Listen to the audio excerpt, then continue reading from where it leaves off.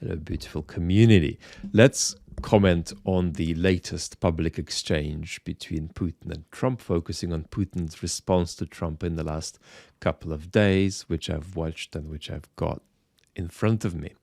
Now, let's not make too sharp a distinction between negotiations happening and negotiations not happening. It's not a matter of there being zero and alternatively to zero, a table with flags and everybody sitting at that table. There's quite a bit of space in the middle. So don't make that sharp dichotomy.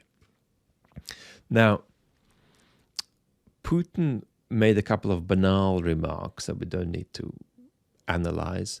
He responded naturally to Trump's point that Putin is ruining the Russian economy by conducting this war, by pointing out that Trump is at risk of doing things that damage the US economy if he is too tough on Russia.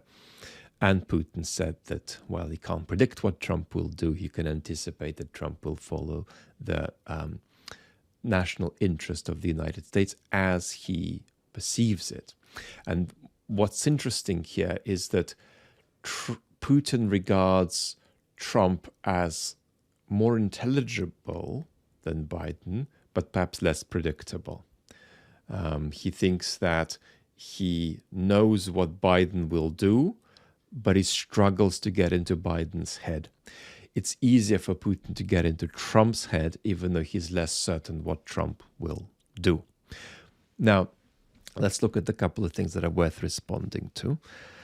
One's a remark about Zelensky. Putin said, it's well known that back when Zelensky was a fairly legitimate head of state, he issued an executive order prohibiting talks. How can talks be resumed now that they've been outlawed? Until this executive order is rescinded, it's difficult to think about talks starting or being completed in an appropriate way. Now, first of all, notice the shift here from Putin talking about Zelensky's illegitimacy being an obstacle to talks, to Putin no longer talking about Zelensky's illegitimacy being an obstacle to talks. But there are two kinds of things going on here. One is that there is a dance of subjecthood, whereby Ukraine actually, just like the Kremlin, is saying, could we have these negotiations with the United States, excluding the other party? So Zelensky's preference would be to make a deal with Trump and then present that to Putin. So, a deal about what needs to be presented to Russia rather than what is negotiated with Russia. And Putin wants to exclude, not just for practical but also for aesthetic reasons, Ukraine from the negotiating process. He wants to negotiate with Trump about Ukraine, not with Ukraine. So part of these remarks is this dance about subjecthood. But the more important aspect, the second thing to say about this remark of Putin's, is that it's a central goal of Putin's, including during negotiations, to maximally put Ukraine in a vulnerable domestic position. Ungovernability in Ukraine is a very important aspiration for Putin, both during negotiations and during whatever result the negotiations generate. So a central aspect of this will be Putin's demand that Ukraine has elections before any deal is made. This is a very important aspiration for Putin to nudge Ukraine in any way he possibly can toward ungovernability, independently of whether Putin engages in negotiations without wanting to negotiate, or whether he engages in negotiations with a degree of openness to a result.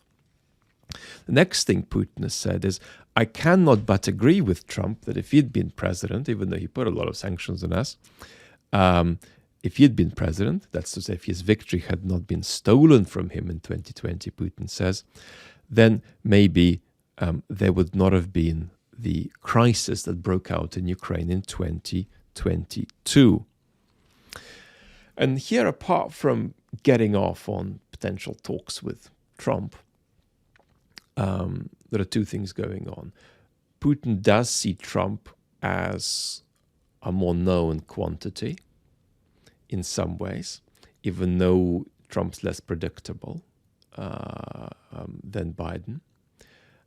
But this matter of intelligibility is a part of this remark. But the most important part of this remark is that Putin sees Trump's very existence as a problem for the United States. He sees Trump's very existence, whatever Trump does, as a sign of Western decline, and therefore a sign of the West's potential amenability to Russia's interests as Putin construes them, whether it's during Trump or after Trump. Now, it's worth pointing out here one thing about Trump, and that's that he is as amenable to an imitation of a good outcome in Ukraine as he is to an actually good outcome. And that's, of course, not at all true of the previous US administration. However, we can hope that in practice there isn't much of a gap between the two. We can hope that in practice a really bad outcome for Ukraine can't be sold by Trump as an imitation of a good outcome.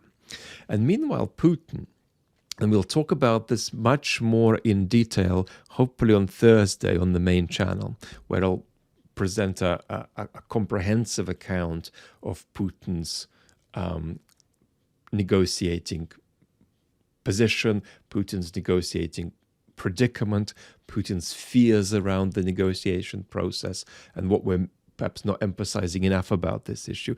Health allowing on Thursday, but it's never certain these days because I'm only working 1 hour a day.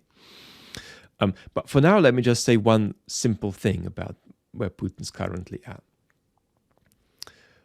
Putin's default position is to try to negotiate without negotiating. That's to say, to use the negotiation process to put Ukraine in a maximally vulnerable position without wanting to get a result. And Putin's second move, which at the moment he sees as a less central option, but still an option, is to actually negotiate with a view to getting the result. And what's the result? The result is an outcome that Putin can agree to because it brings him closer than a scenario where he doesn't get this result to a world where Ukraine and the West are more weakened. So Putin is thinking that if that somehow becomes available to him, a situation where there is a deal that weakens Ukraine and the West more than no deal, he'll go for that. And he has concerns about how to evaluate that. And he feels enormous weight, actually, in these waters, and a demand for an intense application of thought and reflection, because there's a risk of not thinking this through correctly. I think he feels that there's a risk he makes mistakes here. And we'll talk about that properly on the main channel. But that's not the default scenario. The default scenario for now still remains to negotiate, to enter negotiations without serious intent to negotiate, and that way gain advantage via sustaining Ukraine in a predicament of vulnerability. Lots of love and talk very soon.